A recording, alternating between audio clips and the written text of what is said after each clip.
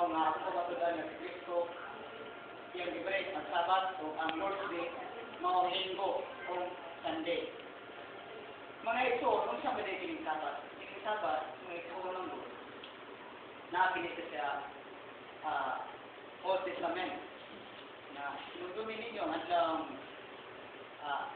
adlaw nga kapito maong kapaulay na nagsiya sa Exodus 5:6. Pero upon mga isuon, diya sa New Old Testament, diya sa Nehemiah 3:18, so nga wala na kasunod-lili. Wala na kasunod-lili. Gani diya sa Exodus 31:15, nga patyon ang bubuhat. Maglapat ka, magbuhat ka sa adlaw na papaulay. Patyon. Basin siguro kaya yung atbang, yung patyon, patay yung tao, siguro mulapat, adlaw sa adlaw. Ipapahulay, siguro no?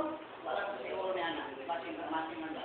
Unya, kung saan magiging mo sa Biblia gusto ko din, diya sa Oseas 2:11, atong matawag ng ito, na nagingon, o hunungon ko ang tanan niyang kalipay, o ang iyang kasaulugan, mga bagong subang sa bulan, mga adlaw ng pagpahulay, o tanan niyang tagda ng mga kasulugan.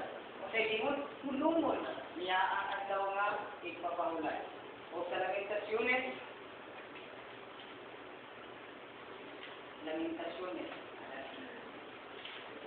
Nagyunong ngayon ng ito. Panansya.